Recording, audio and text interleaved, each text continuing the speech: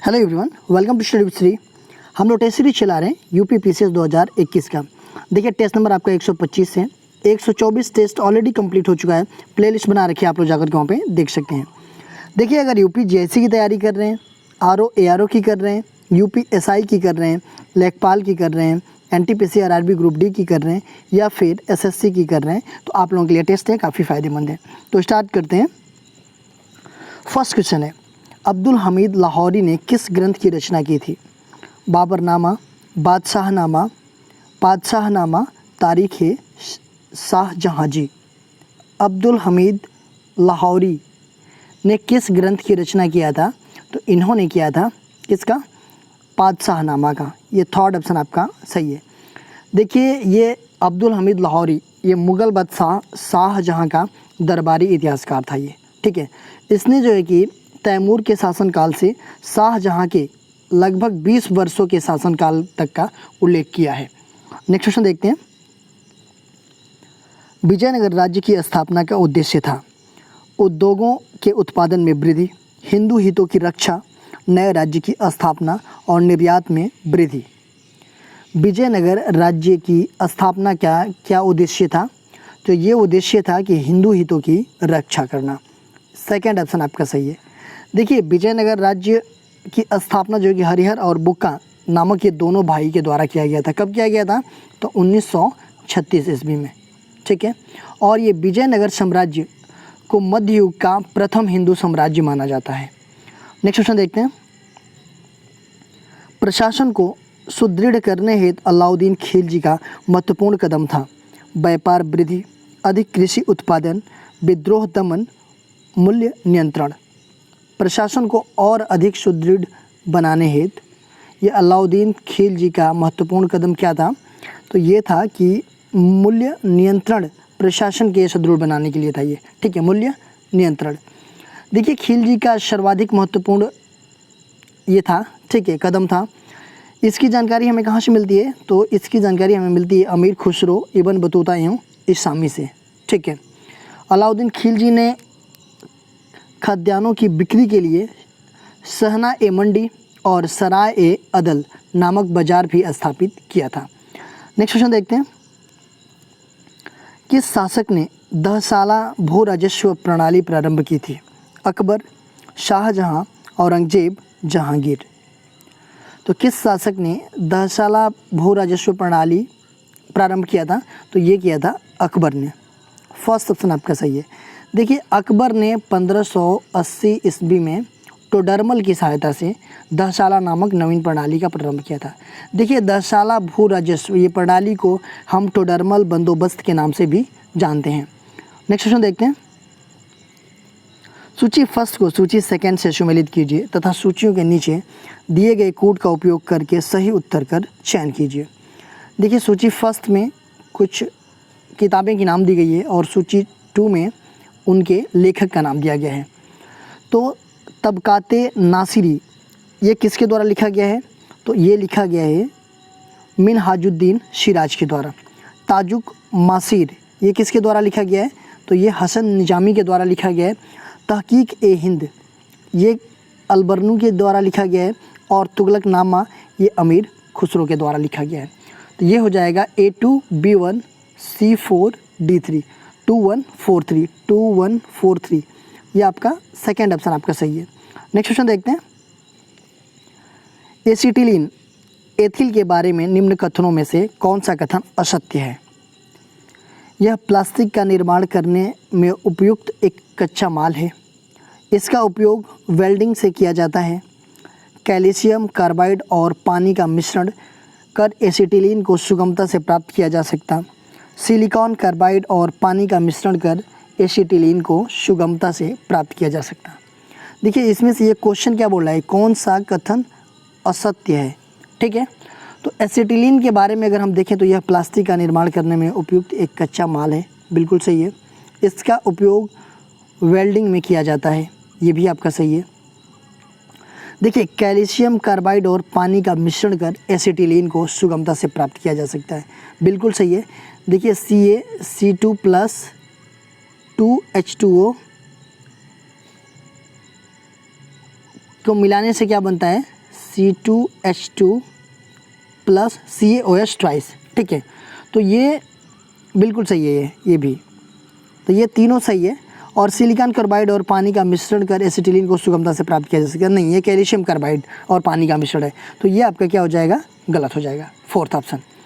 Next question देखते हैं।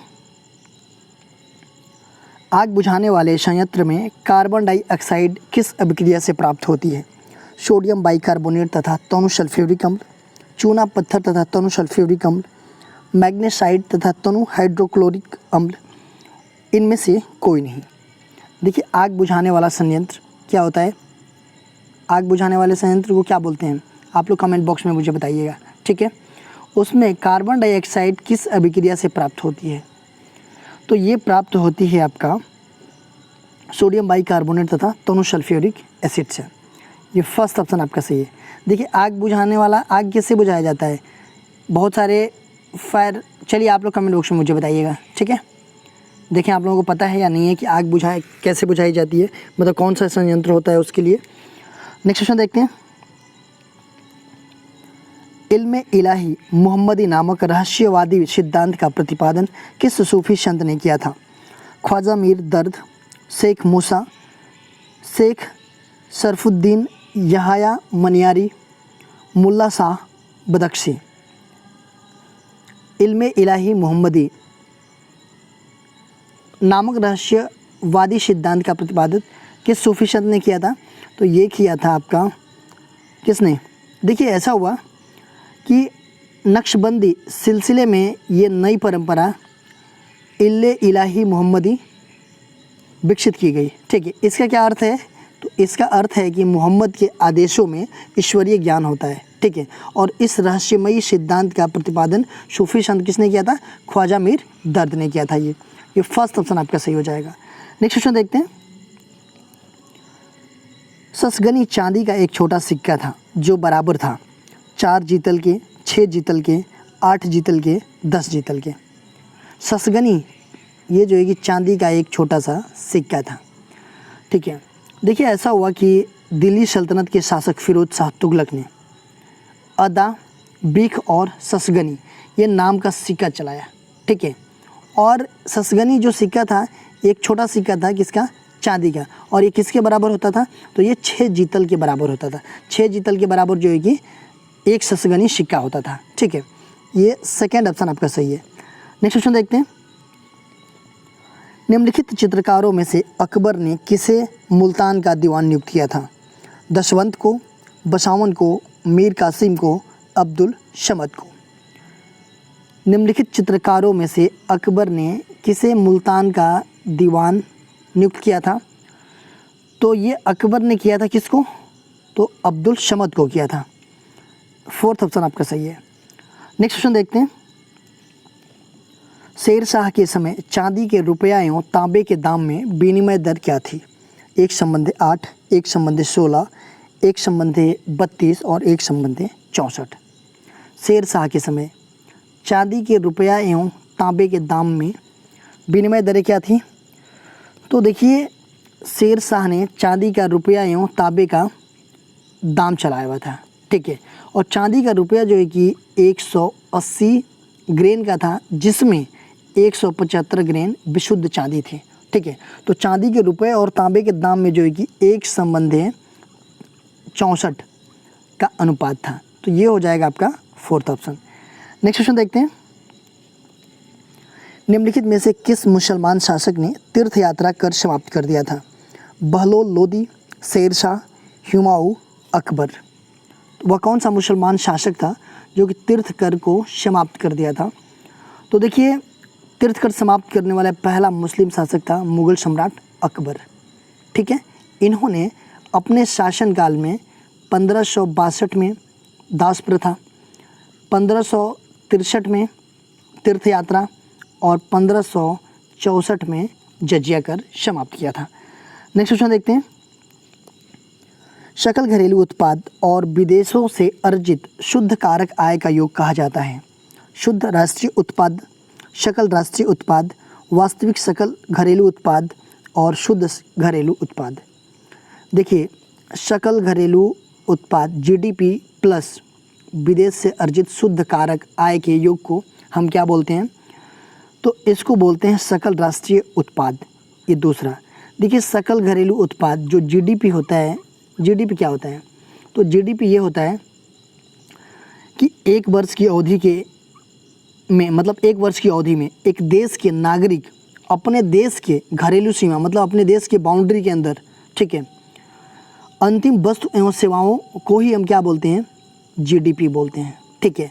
लेकिन जीडीपी प्लस अगर विदेशियों से अर्जित शुद्ध कारक आय को जोड़ दिया जाए तो वो क्या हो जाता है? जीएनपी हो जाता है। तो इसमें ये हो जाएगा कि देखिए एक वर्ष की अवधि में एक देश के नागरिक अपने देश के घरेलू सीमा मतलब बाउंड्री के अंदर प्लस बाहर मतलब विदेशों से उत्पादित की गई अंतिम वस्तुएं और सेवाओं को हम क्या बोलते हैं? जीएनपी बोलते हैं, सकल राष्ट्रीय उत्पाद। नेक्स्ट क्वेश्चन देखते हैं। भारतीय अंतरिक्ष अनुसंधान संगठन भारत की एक अंतरिक्ष एजेंसी है। इसकी स्थापना कब की गई?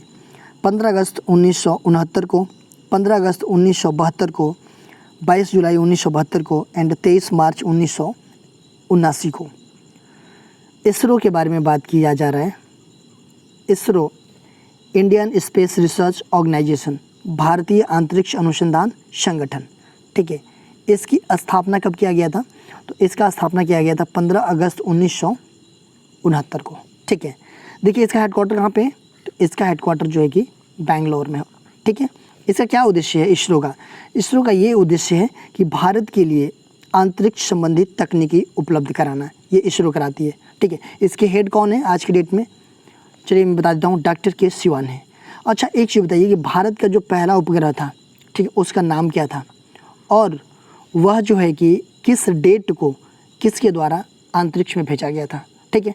तो आप लोग बताइएगा भारत का पहला उपग्रह कौन था, उसका नाम कमेंट बॉक्स में, और ये किस डेट को अंतरिक्ष में छोड़ा गया था और किस देश के द्वारा छोड़ा गया था, ठीक है।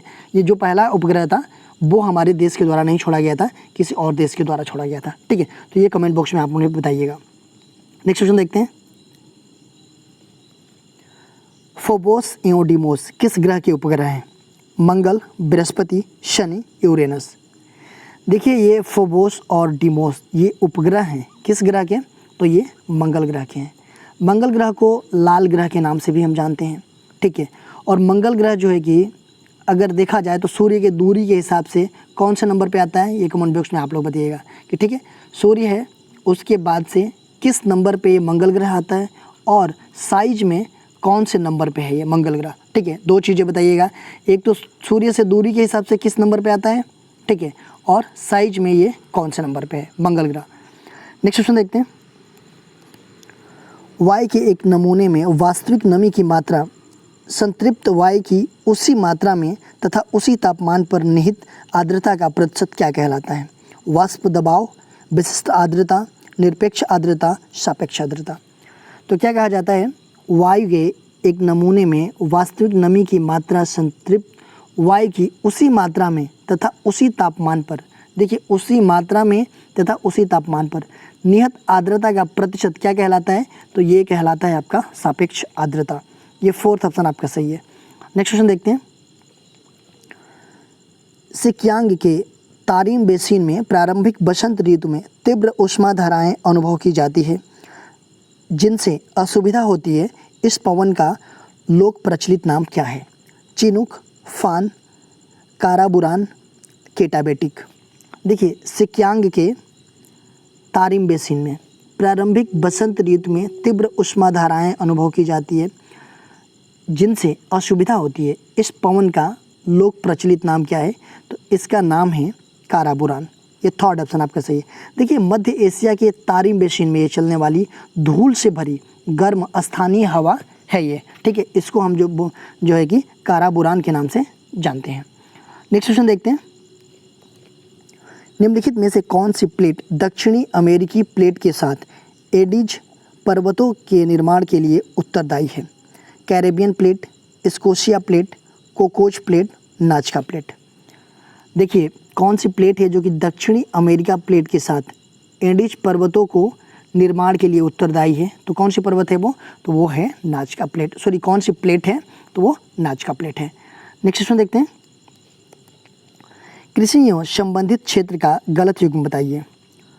तुंगयांग इंडोनेशिया, चेना श्रीलंका, मशोल मध्य अफ्रीका, लदांग मलेशिया।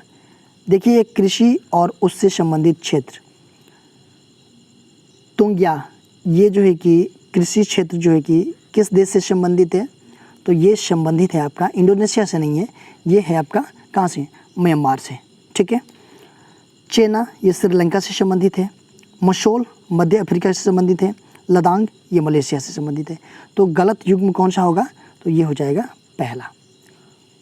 तुंगया कहाँ से है, तो ये म्यांमार से है, ठीक है। नेक्स्ट क्वेश्चन देखते हैं, कौन सा अंग्रेज अधिकारी 1615 ईस्वी में जहांगीर से मिलकर सभी भागों में व्यापार करने और फैक्ट्रियाँ खोलने का अधिकार देने वाला एक शाही फरमान जारी करने में सफल रहा। Sir Thomas Roe, captain Hawkins, Josiah Childs, sir John Gayer. तो कौन सा अधिकारी था जो कि 1615 ईस्वी में जहांगीर से मिल कर के सभी भागों में व्यापार करने और फैक्ट्रियाँ खोलने का अधिकार देने वाला एक शाही फरमान जारी करने में सफल रहा, तो वो था सर थॉमस रो। ये फर्स्ट ऑप्शन आपका सही है। देखिए कल क्वेश्चन हम पूछे थे, उसका आंसर देख लेते हैं। अहमदाबाद की स्थापना किसने की थी? अहमद शाह, जहांदार शाह, मलिक अंबर, शिवाजी। अहमदाबाद किसकी राजधानी है? आप लोग कमेंट बॉक्स में बताइएगा। सॉरी, अहमदाबाद किस स्टेट में है, ये कमेंट बॉक्स में आप लोग मुझे बताइएगा। देखिए अहमदाबाद की स्थापना जो है कि 1412 ईस्वी में गुजरात के शासक अहमद शाह ने अशावल के निकट किया था। अब तो मैंने बता ही दिया ये गुजरात में है, ठीक है, कोई नहीं। अहमदाबाद कहाँ पे है? गुजरात में है। आज के क्वेश्चन देख लेते हैं। भारत में ब्रिटिश राजनीतिक सत्ता का आरंभ किस युद्ध में माना जाता है? पानीपत के युद्ध से, प्लासी के युद्ध से, बक्सर के युद्ध से, घग्गर के युद्ध से। तो भारत में ब्रिटिश राजनीतिक सत्ता का आरंभ किस युद्ध से माना जाता है? तो ये माना जाता है आपका किस युद्ध से? आप लोग कमेंट बॉक्स में मुझे बताइएगा, ठीक है। इसका आंसर मैं नेक्स्ट वीडियो में बताऊंगा। देखिए अगर आप हमें इंस्टाग्राम पे फॉलो करना चाहते हैं तो इंस्टाग्राम पे भी फॉलो कर सकते हैं। इंस्टाग्राम पे हमारी आईडी है स्टडी विद श्री 25। फेसबुक पे एक मेरा पेज है स्टडी विद श्री के नाम से। फेसबुक पे एक मेरा ग्रुप है UPPCS BEO RO करके, और टेलीग्राम पे ये लिंक है। ये सारी जगह आप लोग ज्वाइन हो जाइएगा। यहाँ पे भी स्टडी से रिलेटेड चीज़ें पोस्ट की जाती है जिससे आप लोगों को फ़ायदा पहुँच सकता है। दोस्तों वीडियो अच्छी लगे तो आप लोग लाइक कीजिएगा, सब्सक्राइब कीजिएगा और अपने दोस्तों में ज़रूर शेयर कीजिएगा। अगर वीडियो अच्छी ना लगे तो आप लोग डिसलाइक कीजिएगा और कमेंट बॉक्स में ज़रूर बताइएगा कि डिसलाइक क्यों किया। वीडियो देखने के लिए धन्यवाद।